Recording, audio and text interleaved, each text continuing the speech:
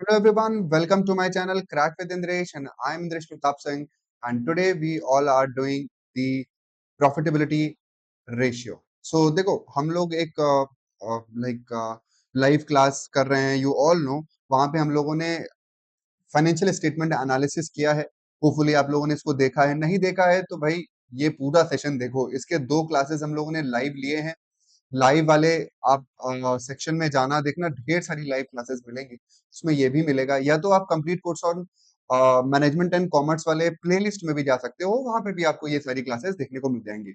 वहां पे एक रेशियो रह गया था हमारा, प्रॉफिटेबिलिटी रेशियो, उसी को हम यहाँ पे कवर कर रहे हैं।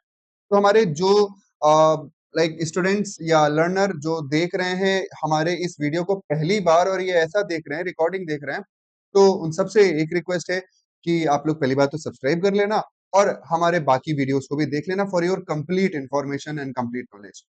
तो आइए शुरू करते हैं बिना किसी टाइम वेस्ट के प्रॉफिटेबिलिटी रेशियो।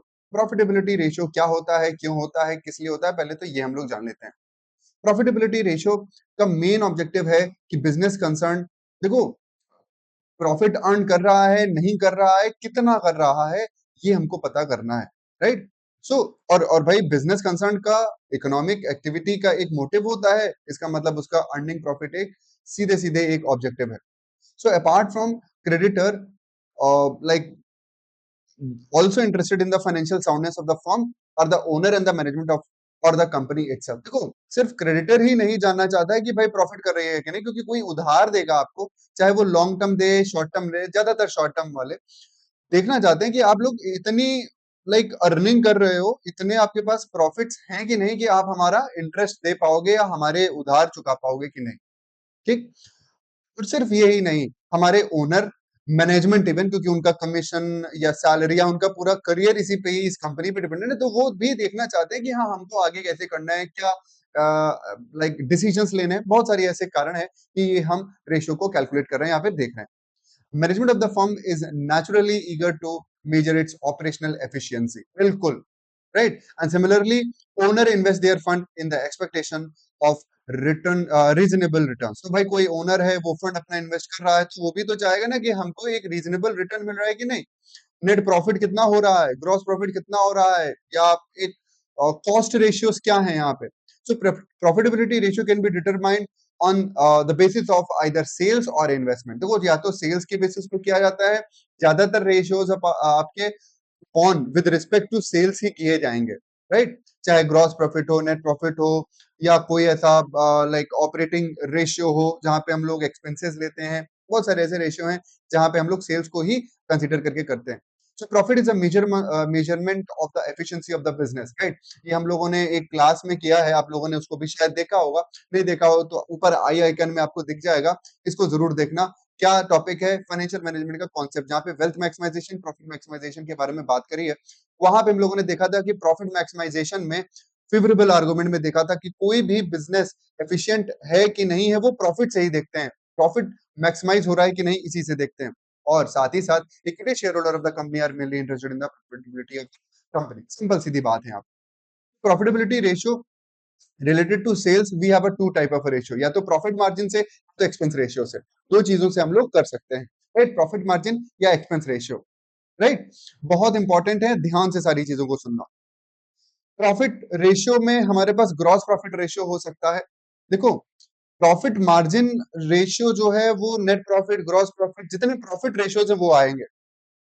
एक्सपेंस रेशियो बताता है कि एक्सपेंस खर्चा कितना है, मतलब एक सेल्स है, सेल्स में कहता है प्रॉफिट इतना, तो बताओ कितना परसेंट प्रॉफिट हुआ।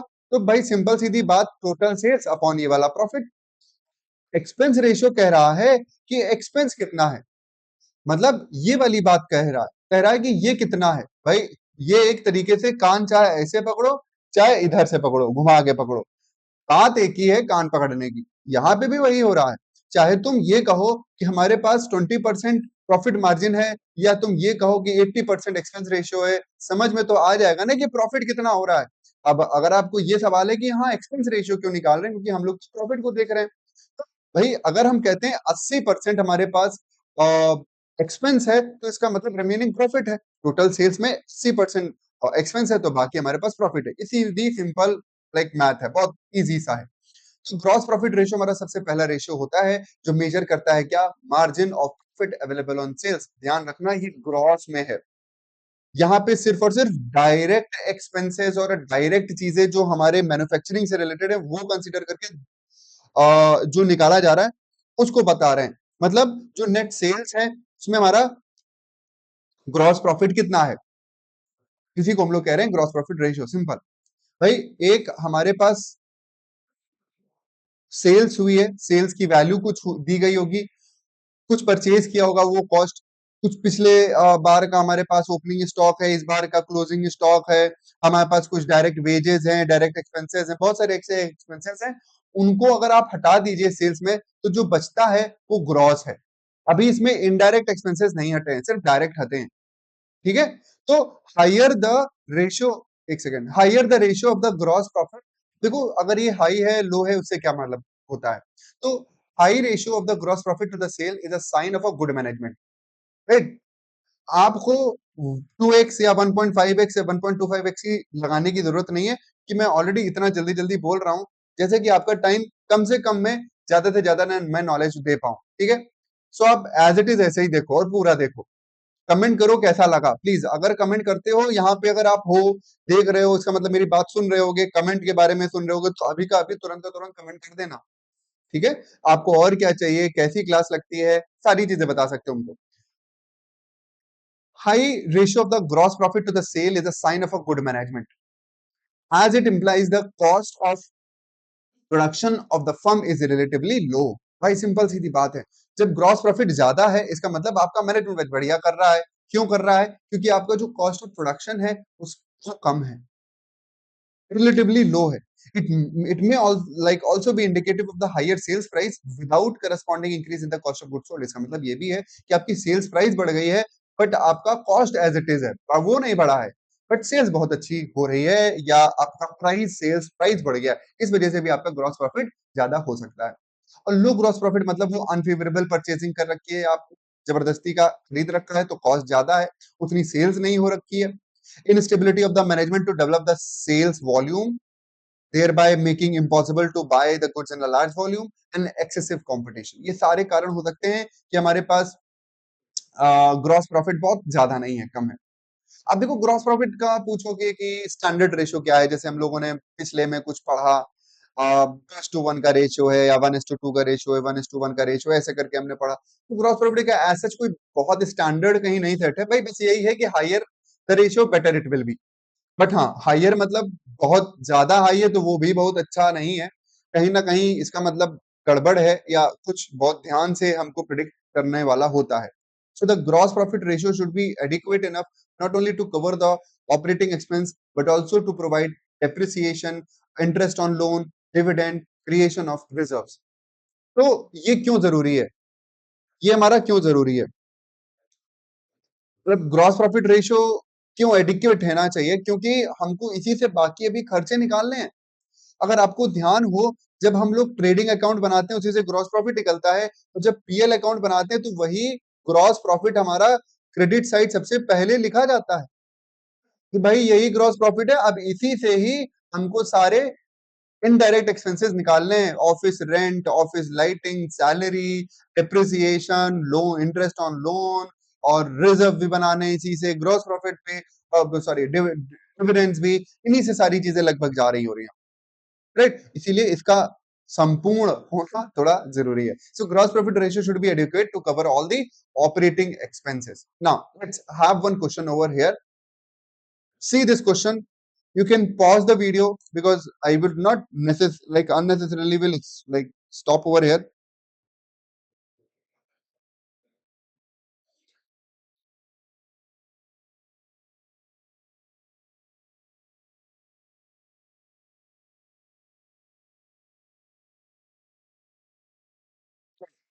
बताता हूँ, इतना टाइम मतलब ठीक है, इतना टाइम तो काफी नहीं है, बट हाँ आप वीडियो को पॉज कर लेना, मैं सॉल्यूशन दे रहा हूँ।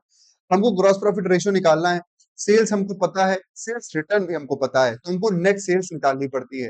राइट, सवाल आप लोगों से जरूर पूछूंगा, प्लीज कमेंट करके हमको जरूर बताना। I would happy that if you will be comment the answer कि ये क्यों है? और देखो ये मैं ऐसे कोई सवाल नहीं पूछ रहा हूँ, ये नेट एग्जाम में आने लायक सवाल है, मतलब इससे हटके है थोड़ा सा।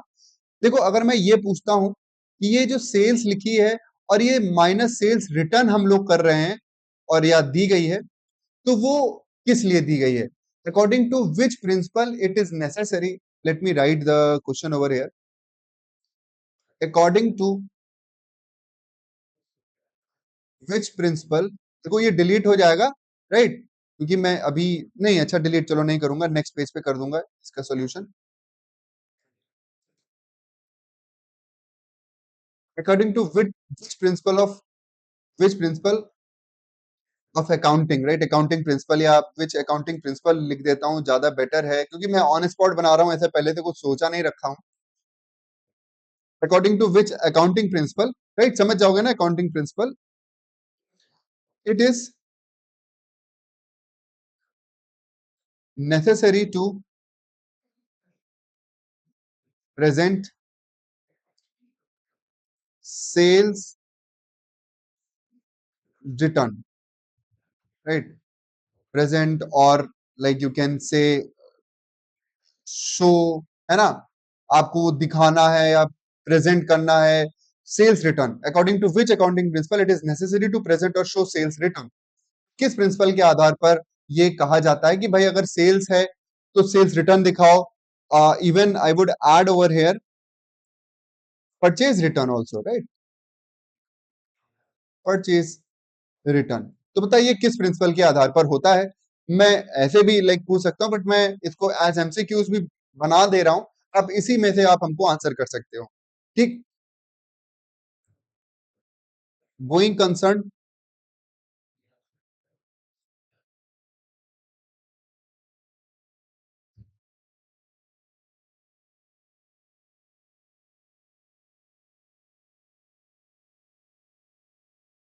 इन्वेंशन प्रिंसिपल,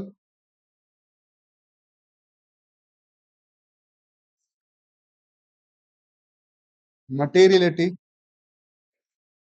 प्रिंसिपल या फुल डिस्क्लोजर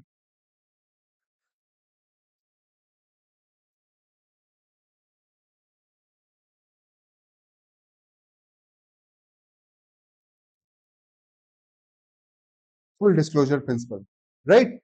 तो ये चार ऑप्शन है। एक सवाल देखो ऑन स्पॉट मैंने बना दिया। बस मेरी क्लासेस देखने का ये जरूर फायदा है, तो बीच बीच में ऐसे बढ़िया सवाल मिल सकते हैं, ओरिजिनल क्वेश्चन मिल सकते हैं। ठीक है, स्नैप ऑफ दिस आंसर करोगे तो मेरे को बहुत बहुत अच्छा लगेगा।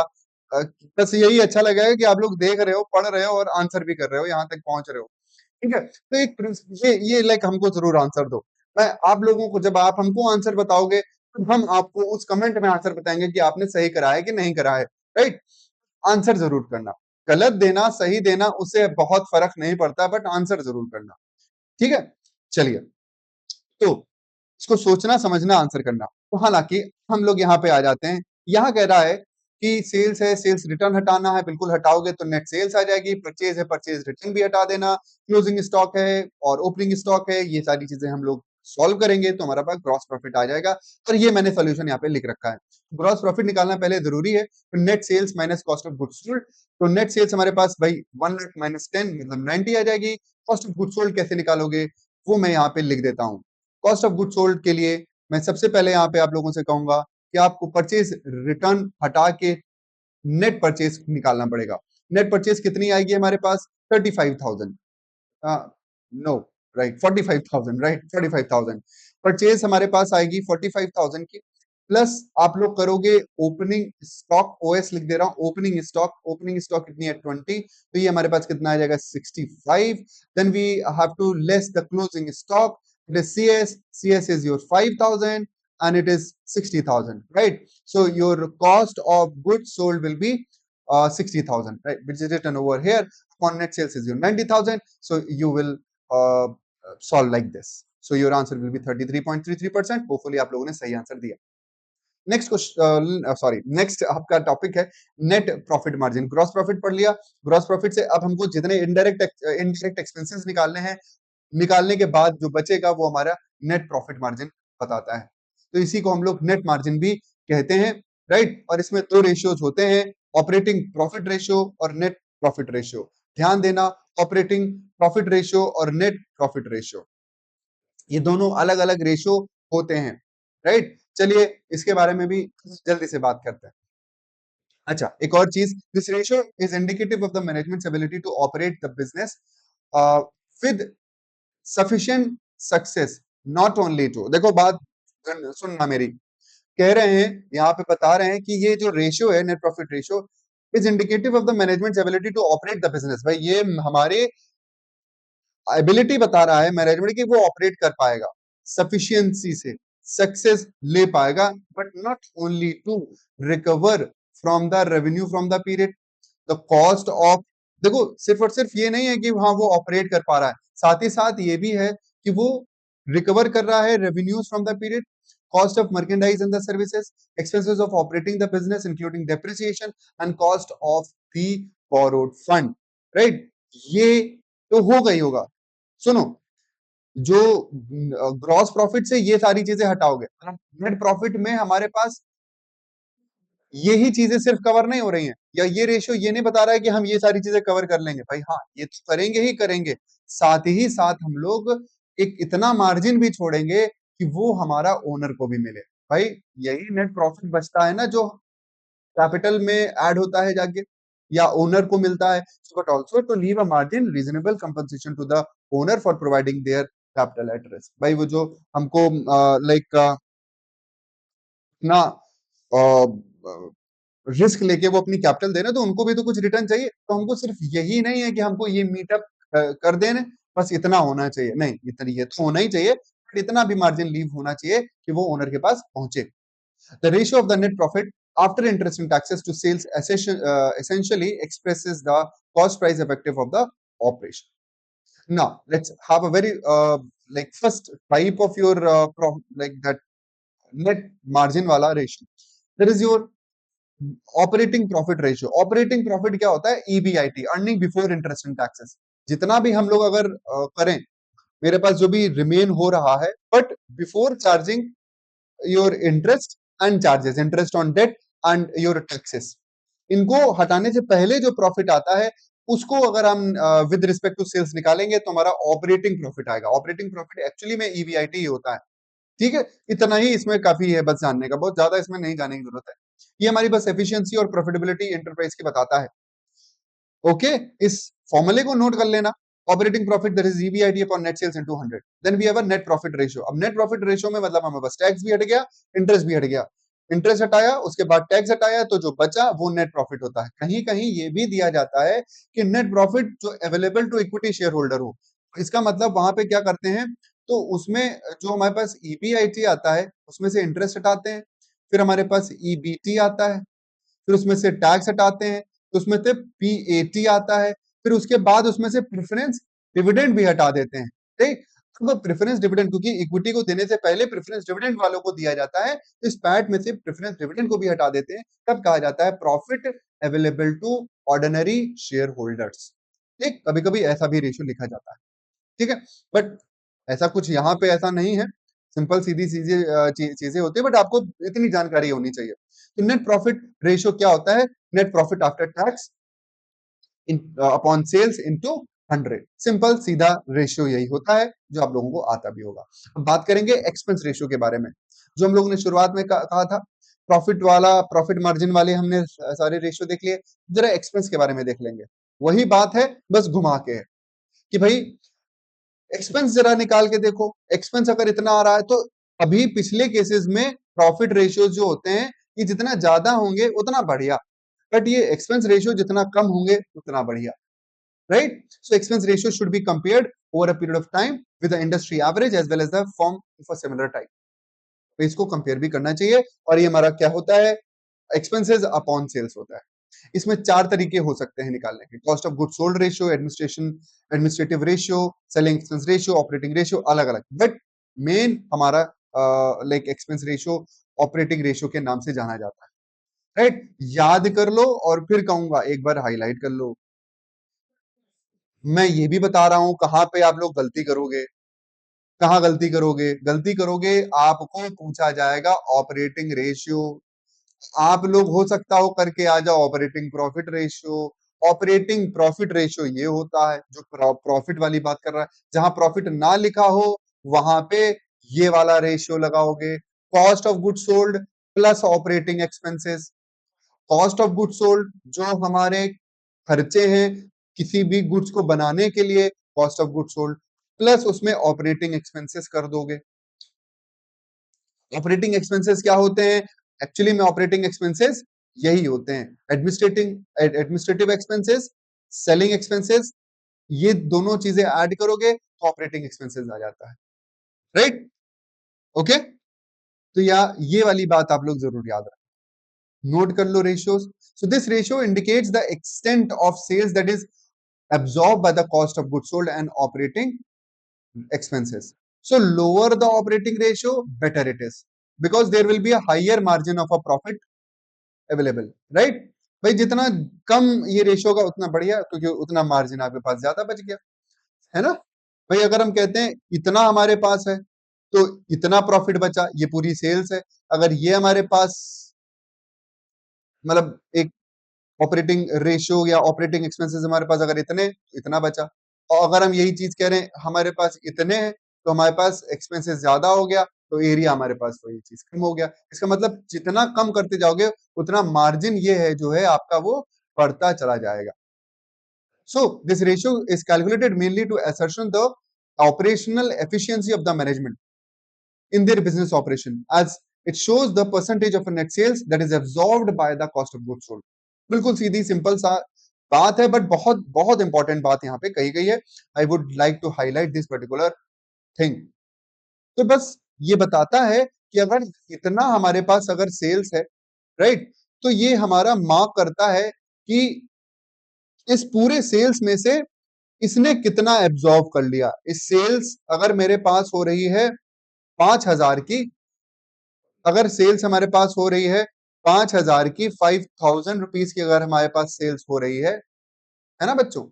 5,000 की अगर हमारे पास सेल्स हो रही है तो इस सीओजीएस ने, कॉस्ट ऑफ गुड सोल्ड ने कितना एब्जॉर्ब कर लिया? मैं कह रहा हूं एग्जांपल के तौर पर कि 3,000 इसने एब्जॉर्ब कर लिया। इस पूरे सेल्स में 3,000 तो यही खा गया क्योंकि ये कॉस्ट है। उसके बाद जो बचा वो हमारा क्या हुआ? वो हमारा सीधा सिंपल प्रॉफिट हुआ। राइट? अब इसको हम लोग प्रॉफिट के नाम से जान लेते हैं। राइट? मतलब 2,000 हमारे पास प्रॉफिट बचा। ओके, चलिए बाकी जो मैंने दिखाए आपको, cost of good sold ratio, तो COGS upon net sales. Administration का अलग से निकालना है तो administration, administrative expenses upon net sales into 100। Selling expenses अलग से निकालने हैं रेशियो, तो selling expenses upon net sales. Operating के लिए मैंने आपको बता दिया। ठीक है, चलिए return on capital employed ratio, this ratio reflects the overall profitability of the business. Capital employed मैंने पहले भी बताया है, अगर आपने नहीं देखा है वीडियो फिर कहूंगा क्या कि भाई लाइव क्लास में जाओ, इस सारे सेशंस को देखो, दोनों सेशन को देखो। कैपिटल एम्प्लॉयड आपका सेकंड वाले सेशन में मिल जाएगा। रेशियो एनालिसिस का जो पार्ट 2 है, सॉल्वेंसी रेशियो, जहां पे मैंने बताया है वहां पे ये चीज मिल जाएगी। कैपिटल एम्प्लॉयड क्या होता है? कैपिटल एम्प्लॉयड होता है borrowed capital plus equity capital. इन दोनों कैपिटल को अगर ऐड कर दोगे तो हमारे पास कैपिटल एम्प्लॉयड आ जाएगी। तो ये जो मैंने कैपिटल एम्प्लॉय कर रखी है इस बिजनेस में, इससे हम कितना रिटर्न जनरेट कर पा रहे हैं। तो यहाँ पे भी है सेल्स ही, बट कैपिटल के रिस्पेक्ट में या कैपिटल के ऊपर हम कितना सेल्स कमा पा रहे हैं इसको वो बता रहा है। सो this ratio reflect the overall profitability of the business. It is calculated by comparing the profit earned by the and the capital on it. बिल्कुल सही। तो इस कैपिटल के ऊपर मैंने कितनी सेल्स करी या सेल्स में से कितनी प्रॉफिट हुई, प्रॉफिट के ऊपर है। प्रॉफिट लगा के या कैपिटल कैपिटल लगा के कितना प्रॉफिट आ रहा है, तो इस कैपिटल पे कितना प्रॉफिट आ रहा है, इस रेशियो को हम लोग कहते हैं return on capital employed. Capital employed में कभी कंफ्यूज नहीं होना, यहाँ पे इक्विटी सिर्फ नहीं लगाना प्लीज, वो दूसरा रेशियो होता है। राइट? वो रिटर्न ऑन इन्वेस्टमेंट कह सकते हो उसको, वो रिटर्न ऑन इन्वेस्टमेंट होता है, आरओआई या आरओई होता है। जहां इक्विटी लगाओगे उसको आरओई कहते हैं, return on equity. Equity capital लगा के कितना प्रॉफिट आ रहा है वो आरओई होता है। और आरओई, आरओई होता है रिटर्न ऑन इक्विटी। भाई हमारे पास नेट प्रॉफिट कितना है या और इसको बेहतर तरीके से लिख दूं तो इसको कह सकता हूं कि प्रॉफिट आफ्टर टैक्स कितना है अपॉन हमारे पास इक्विटी कैपिटल कितनी है। ये रेशियो क्या होता है, आरओई। इसी आरओई को अगर हम लोग ब्रेक डाउन कर देते हैं, हम लोग इसको ब्रेक डाउन कर देते हैं तो क्या रेशियो बनता है, तो क्या रेशियो बनता है, उस रेशियो को क्या कहते हैं, आप कमेंट करके जरूर लिखो। हालांकि हम बता देंगे, यहाँ पे बता रहे हैं, बट आप लोग कमेंट करके जरूर बताओ इसको क्या कहते हैं। DuPont analysis. डुपॉन्ट एनालिसिस, और डुपॉन्ट एनालिसिस का मैंने वीडियो डाल रखा है, एक बार देखना, मिलेगा। नहीं तो मैं ऊपर आई आइकन आ रहा होगा, देखो आई आइकन आ रहा है, उस आई आइकन में भी मैं डाल दूंगा, डिस्क्रिप्शन में भी डाल दूंगा लिंक, तो आप जाके डुपॉन्ट एनालिसिस को जरूर देखो। आरओई एक अलग टॉपिक है, वो खाली इक्विटी है, देखो यहाँ पे इक्विटी और बोरोड कैपिटल दोनों के बारे में बता रहे हैं। तो this ratio measures how efficient the capital employed in the business is being used, simple. तो ये इसलिए ही है क्योंकि हम इंटरेस्ट पे कर पाएंगे कि नहीं, लॉन्ग टर्म लोन्स पे कर पाएंगे कि नहीं, इतने प्रॉफिट हैं कि हम उससे निकाल पाते हैं कि नहीं। कैपिटल एम्प्लॉयड देख लो, equity share capital, preference share capital, all reserves, profit and loss का अगर कोई बैलेंस है वो, चाहे प्रॉफिट हो चाहे लॉस हो, और प्लस लॉन्ग टर्म लोन्स, मतलब ऑल बोरोड कैपिटल, इन सबको ऐड करोगे तो कैपिटल एम्प्लॉयड आ जाता है। और उसके बाद हमारे पास net profit after interest and taxes upon average total capital employed. ये एवरेज से कुछ घबराना नहीं, बस मान लीजिए 2 साल का कुछ हमारे पास है, 2020 और 21, तो इसमें कोई चेंजेस होते हैं तो इसीलिए इनको हम एवरेज कह देते हैं। मान लो यहाँ 21 लिखा है या 22 लिखा है, तो हम इस साल के कर रहे हैं, इस वजह से हम ऑन एवरेज निकाल लेते हैं, ठीक है, बस, और इतना उसमें नहीं है। अब ईपीएस है, अर्निंग पर शेयर, ये सबसे आसान है, अर्निंग पर शेयर। तो हमने एक शेयर पे कितनी अर्निंग कर रखी है, तो यहाँ पे हमारे पास कैपिटल नहीं लग रहा है, यहाँ पे हमारे पास जितना भी प्रॉफिट है या पैट है उसको नंबर ऑफ इक्विटी शेयर से डिवाइड करते हैं, तो एक शेयर पे कितनी अर्निंग है वो हम कैलकुलेट करते हैं। तो it trend over a period of time, comparison of EPS with the other firm and comparison with the industry average. हम क्यों निकाल रहे हैं, इन कारण की वजह से निकाल रहे हैं, राइट। तो ऑर्डिनरी शेयर होल्डर के लिए एक शेयर पे कितना बच रहा है वो हम इससे कैलकुलेट कर सकते हैं, ठीक है। अब आता है डिविडेंड पर शेयर रेशियो। अब देखो, ईपीएस हमने निकाला, अर्निंग पर शेयर निकाला, क्या पूरी अर्निंग हमारी डिस्ट्रीब्यूट होती है, बोलो, क्या पूरी डिस्ट्रीब्यूट होती है, नहीं जी, नहीं होती है। क्यों नहीं होती है, क्योंकि कुछ ना कुछ रिटेन कर लेती है कंपनी। रिटेंशन रेशियो भी होता है, या रिटेन्ड अर्निंग होती है, या प्लॉइंग ऑफ प्रॉफिट होता है, कई सारे नाम है। पूरी अर्निंग, जैसे कि हम कहते हैं 1,000 रुपए हमने कमाए, तो 1,000 रुपए हम पूरे नहीं बांटते हैं, हम उसमें से कुछ रुपए रोक लेते हैं, जैसे 200 रुपए हमने रोक लिए, तो डिस्ट्रीब्यूट कितना कर रहे हो, क्योंकि जो प्रॉफिट बचा है वो डिस्ट्रीब्यूटेड है, डिविडेंड होता है। तो हम सारा चीजें डिस्ट्रीब्यूट करते ही नहीं है डिविडेंड, कुछ पैसा रोक लेते हैं, बाकी हम डिस्ट्रीब्यूट करते हैं। डिस्ट्रीब्यूट हो रहा है 800। अब हमारे पास रुक जाओ, ओके। अब अगर हम कहते हैं हमारे पास 1,000 रुपए प्रॉफिट था ना, राइट, फैट हमारे पास इतना था, और हम कह रहे हैं 200 हमारे पास शेयर्स थे, 200 शेयर्स थे, अर्निंग पर शेयर निकालोगे तो कितना आएगा यहाँ पे, 5 रुपए, तो एक शेयर पे 5 रुपए अर्निंग है। बट अगर हम डिविडेंड पर शेयर निकालें, वही चीज लगा के कि हमारे पास जो डिविडेंड डिस्ट्रीब्यूट किया जा रहा है वो 800 रुपए किया जा रहा है, 200 शेयर्स हैं, तो हमारे पास 4 रुपए अर्निंग है। ऐसे देखोगे तो एक शेयर पे 4 रुपए ही मिल रहे हैं, बट अर्निंग देखोगे तो एक शेयर पे 5 रुपए हम कमा रहे हैं। तो ये दोनों के बीच की डिफरेंस है, इसलिए हम लोग डिविडेंड पर शेयर निकालते हैं। होपफुली समझ में आ गया होगा, dividend paid to the ordinary share holder upon number of ordinary share holder, right. Dividend pay out ratio, ये रेशियो बताता है कि कितना पे आउट हो रहा है, कितना रिटेन करा है, ठीक है। जो अभी मैंने बताया था ना, अगर 1,000 रुपए प्रॉफिट कमाते हो तो सारा डिस्ट्रीब्यूट नहीं करते हो।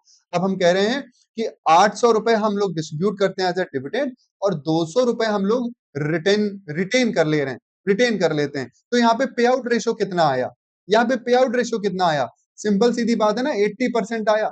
80% हमारा पे आउट रेशियो है, कि इतना हम पे आउट कर रहे हैं, इतना पे कर रहे हैं, बट जितना भी होगा, चाहे 2,000 रुपए प्रॉफिट हो, चाहे 100 रुपए प्रॉफिट हो, चाहे 500 हो, चाहे 50 लाख रुपए हो, इसमें 80% पे आउट होगा, 20% हम लोग क्या करेंगे, रिटेंशन रेशियो उसको कह देंगे। समझ में आई बात, ना समझ में आया हमको कमेंट करके बताना। अब यील्ड के बारे में आते हैं, बहुत सारे लोगों को यील्ड के बारे में नहीं पता होता, यील्ड में बड़ा उनको कंफ्यूजन हो जाता है कि यील्ड क्या है। देखो, जो भी आपने अर्निंग पर शेयर निकाली या डिविडेंड पर शेयर निकाली, उसकी मार्केट में वैल्यू के हिसाब से अगर लाइक मार्केट वैल्यू पर शेयर के हिसाब से अगर उसको देखोगे तो वो यील्ड कहलाती है, राइट। ईपीएस और डीपीएस जो होते हैं वो बुक वैल्यू पर शेयर के बेस पे होते हैं। मार्केट वैल्यू के बेस पे अगर कोई चीज देखोगे तो उसको हम लोग यील्ड कहते हैं कि कितना आपका यील्ड है।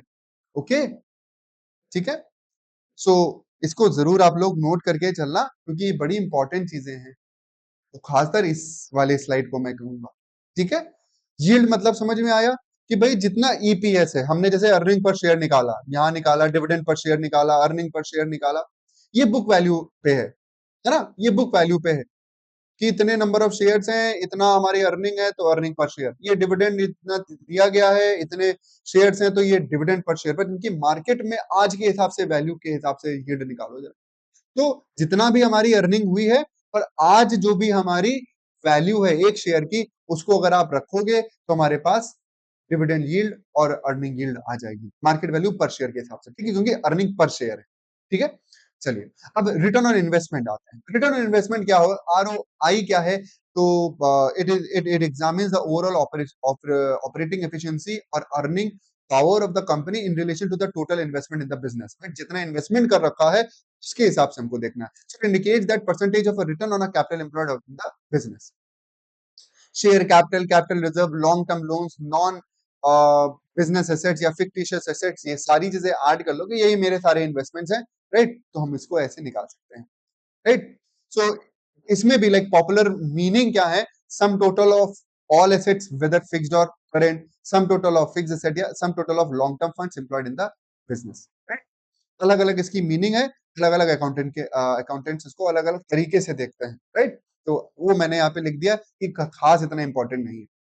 Rate of return on equity share, तो rate of return on equity share capital, इसी को कहते हैं आरओई, रिटर्न ऑन इक्विटी। तो net profit after tax and preference dividend, see it is return over here, equity के लिए है इस वजह से। कौन पेड अप इक्विटी कैपिटल, जितना भी आपने पेड अप कैपिटल आपकी है उसकी वैल्यू लिख दोगे, तो इसी को कहते हैं आरओई, रिटर्न ऑन इक्विटी। हमको हमारे इक्विटी कैपिटल पे कितना रिटर्न मिल रहा है कैपिटल पे, राइट। अब अर्निंग पर शेयर ईपीएस अलग है, वो नंबर ऑफ शेयर्स के हिसाब से निकालता है, ये हमारे पास टोटल कैपिटल के हिसाब से निकालता है, राइट। नीचे रुपीज वैल्यू लिखी जाती है, वहां पे नंबर ऑफ शेयर्स लिखे जाते हैं, दोनों में डिफरेंस है, कंफ्यूज नहीं होना, ठीक है। बस इतने आपके लिए, राइट, रेशियोज प्रॉफिटेबिलिटी के लिए काफी हैं। आपके एग्जाम में इससे ज्यादा तो कुछ भी नहीं पूछेगा। अब आपको ये पूरा वीडियो समझ में आया, मजा आया, समझने में इंटरेस्टिंग लगा, मेरी तरफ से और कुछ हमसे चाहते हो तो you can ask for that, right. आपको भाई पूछना तो पड़ेगा, बोलना तो पड़ेगा, राइट, कमेंट तो करना ही पड़ेगा। तो आप हमको कमेंट करो, वीडियो को लाइक करो अगर अच्छा लग रहा है, और सिर्फ लाइक ही नहीं, सब्सक्राइब भी करके जाओ अगर पहली बार देख रहे हो, बहुत सारी वीडियोस दे रहे हैं। और कमेंट जरूर करो, मैंने कुछ क्वेश्चंस पूछे उसके आंसर कमेंट करो, और हमको लास्ट में ये भी बताओ कि कैसा लगा, और प्लीज शेयर भी करो, राइट। और एक और रिक्वेस्ट है कि भाई लाइव क्लासेस में जरूर आओ, हमारे चैनल पे जाओ, लाइव वाले सेक्शन में जाओ, हो सकता है आप खाली रिकॉर्डिंग पे आके देख रहे हो, वहां पे भी बहुत सारी क्लासेस हैं।